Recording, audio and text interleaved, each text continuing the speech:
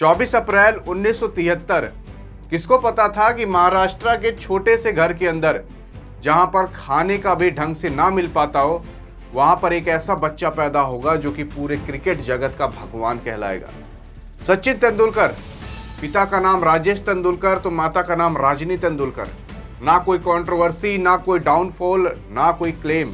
आज तक जितने भी खिलाड़ी आए हैं सबका डाउनफॉल आया है, इस बंदे का नहीं आया है। एक ही कपड़े में पूरा जन्म बिताना इस बंदे ने करके सीखा है। एक मोजे में बॉल भरकर प्रैक्टिस करना इस बंदे ने किया है। 16 साल के अंदर टेस्ट मैच के अंदर डेब्यू कर लेना इस बंदे ने किया है। यहां तक कि मैथ्यू ने भी कह दिया था कि अगर मैंने कहीं भगवान को देखा है तो वो और कोई नहीं बल्कि भारत के अंदर जो चौथे नंबर पर क्रिकेट में उतरा करते हैं वही है भगवान।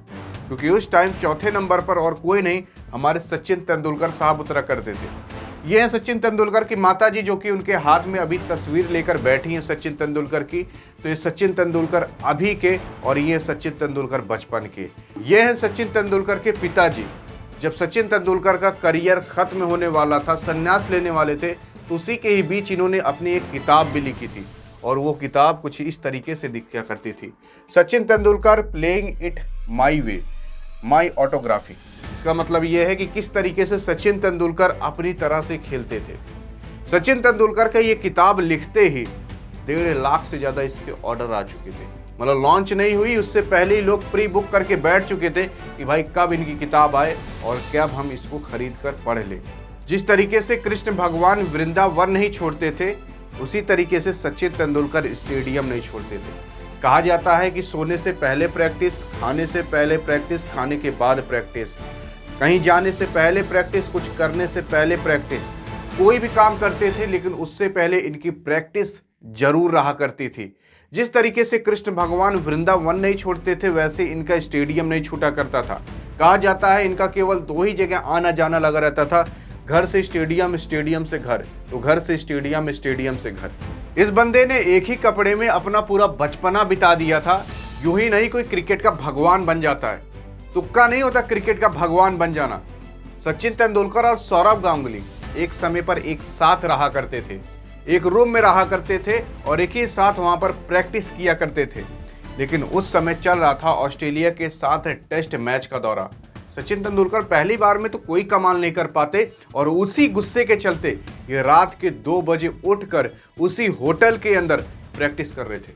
सौरव गांगुली भी उठते हैं, कहते हैं यार भाई सो जा, क्योंकि अगले दिन मैच है, कुछ कर नहीं पाएगा अगर तुझे नींद आते रहेगी। ये सब सोचकर सचिन तेंदुलकर कुछ देर बाद तो सोने चले जाते हैं, लेकिन उनके दिमाग में वही चलता रहता है कि किस तरीके से मैं आउट हुआ था, वो बॉल किस तरीके से आई थी कि मैं आउट हो गया था।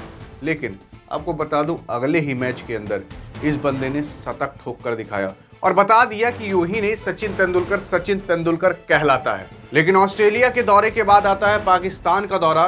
लेकिन उसी के ही बीच सचिन तेंदुलकर के उंगली में हो जाती है इंजरी, और एक ऐसी इंजरी होती है कि जिसे लेकर आदमी चल नहीं सकता था। उस बंदे ने उस उंगली से क्रिकेट खेला और जब पाकिस्तान के साथ मैच आ रहा था तो बारिश के कारण वो मैच 20 ओवर का कर दिया गया था और लास्ट में भारत को काफी ज्यादा रन चाहिए थे। 150 से रन से भी ज्यादा पाकिस्तान ने बना कर रखा था केवल उस 20 ओवर के अंदर। तो सचिन तेंदुलकर ने भी केवल 30 बॉल के अंदर 70 रन ठोक कर दिखाया था। लेकिन मैच के बाद कहानी पलट जाती है। कहा जाता है कि जो सचिन तेंदुलकर हैं, जब डॉक्टर के पास गए दिखाने तो डॉक्टर ने कहा कि इस उंगली को काटना पड़ेगा, ऑपरेशन करना पड़ेगा। लेकिन सचिन तेंदुलकर कहे नहीं, मैं ये उंगली कटवा ही नहीं सकता। अगर मैं उंगली कटवा लेता हूं तो मैं मैच खेलूंगा कैसे। और इस जिद के चलते सचिन तेंदुलकर ने उस इंजरी को अपनी उंगली में ही रहने दिया, केवल थोड़ा बहुत इलाज कराकर आकर ये वापस खेलने लगे और आज तक वो उंगली इनके हाथ में है। अगर उस टाइम ये डॉक्टर की बात मान लेते तो शायद सचिन तेंदुलकर आज सचिन तेंदुलकर कहलाता नहीं। और इसी दौरान सचिन तेंदुलकर को 1996 के अंदर बल्ले पर लोगो लगाने के लिए पैसे दिए जा रहे थे। लेकिन इस बंदे ने कहा कि मैं ऐसा चीज कभी प्रमोट नहीं करूंगा। इस बंदे ने उसी टाइम कसम खा ली थी कि मैं गुटके का ये सब प्रचार कभी नहीं करूंगा, क्योंकि इनके पिताजी का हो जाता है देहांत। और सचिन तेंदुलकर बताते हैं अपने पिता के बारे में स्टेडियम के अंदर तो ये रो पड़ते हैं और पूरी जनता वहाँ पर एक एक जो आदमी रहता है उनके आंख से आंसू आने लगता है, आंख लाल तक हो जाती है। लेकिन मैं आपको बता दूं, आज तक कुछ भी हो जाए, सचिन तेंदुलकर ने ना तो आज कोई भी अल्कोहल का ना कोई भी गुटखे का प्रचार आज तक नहीं किया। हमारे जो सपने होते हैं, जिनको हम मानते हैं कि हम इनकी तरह बने, वो भी भाई गुटखे का, दारू का, इन सब का प्रचार किया करते हैं। इस बंदे ने आज तक नहीं किया। क्या इस बंदे को करोड़ों रुपए नहीं मिलते होंगे ये चीज करने का? लेकिन इसीलिए कहा जाता है कोई भी क्रिकेट का भगवान यूं ही नहीं बन जाता। अगर हम आपको बताएं, इसी बीच के दौरान सचिन तेंदुलकर का एक ऐसा फैन पैदा होता है जो कि आज तक इसको सचिन तेंदुलकर के नाम से ही पुकारा जाता है। ये बंदा, कौन नहीं जानता होगा इसको। इस बंदे ने भाई जहां जहां सचिन तेंदुलकर खेला करते थे वहां वहां ये साइकिल से जाया करता था। उस टाइम इतनी सुविधाएं नहीं दी जाती थी, ये बंदा जाया करता था। कभी कभी तो भाई स्टेडियम के अंदर ना पुलिस इसको इतना मारी थी, क्योंकि सचिन तेंदुलकर से मिलने कभी कभी चला जाया करता था, जिसकी वजह से ये काफी ज्यादा घायल हो गया था, अपनी साइकिल तक नहीं चला पा रहा था। लेकिन सचिन तेंदुलकर ने कहा नहीं, ऐसा नहीं होना चाहिए इस बंदे के साथ। और सचिन तेंदुलकर ने कुछ समय बाद इस बंदे का स्टेडियम में आना ही फ्री कर दिया था। आप देखते होंगे कि सचिन तेंदुलकर जहां भी खेला करता था ये बंदा वहां जाया करता था।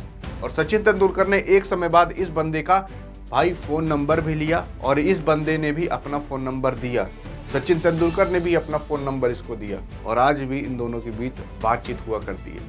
लेकिन उसके बीच एक दौर आया था जब सचिन तेंदुलकर की शादी हो गई थी और उस शादी के अंदर सचिन तेंदुलकर के एक बेटा होता है। और उस बेटे होने के दौरान सचिन तेंदुलकर अपना ठीक से प्रैक्टिस नहीं कर पाते।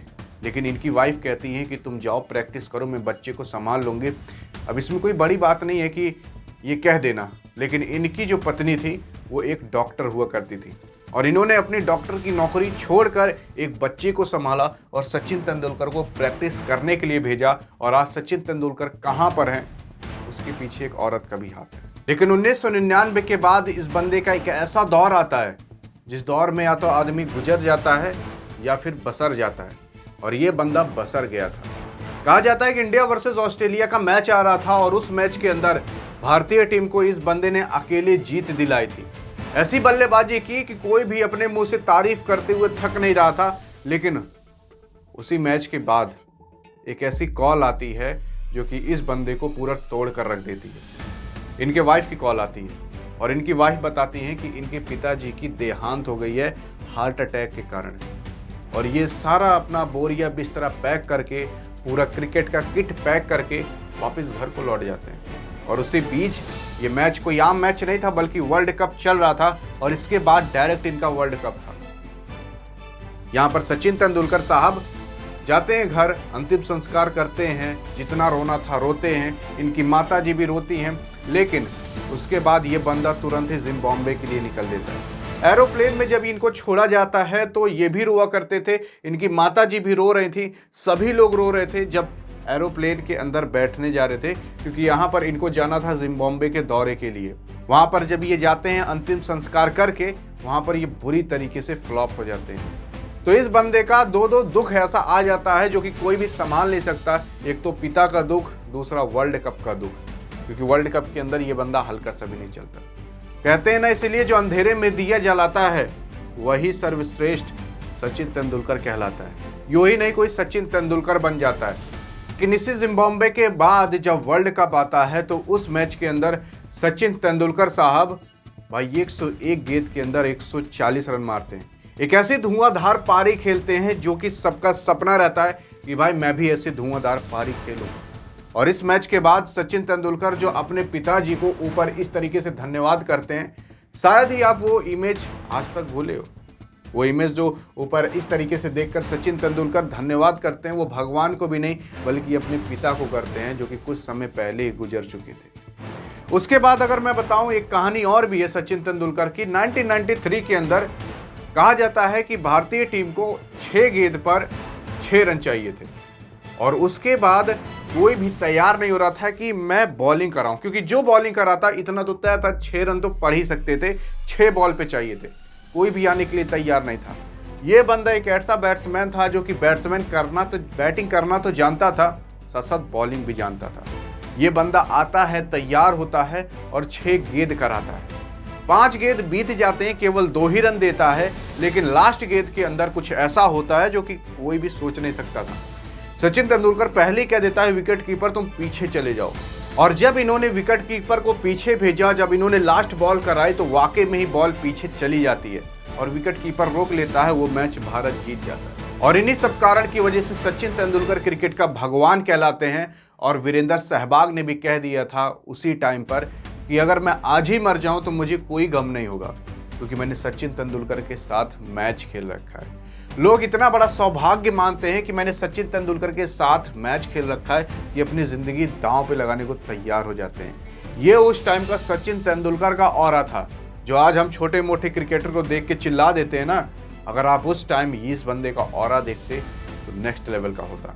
बाकी अब आप सचिन तेंदुलकर के बारे में क्या कहना चाहते हो, और अगर ऐसी ही बायोग्राफी जानने के लिए आप इस प्लेलिस्ट पर क्लिक करके देख सकते हो।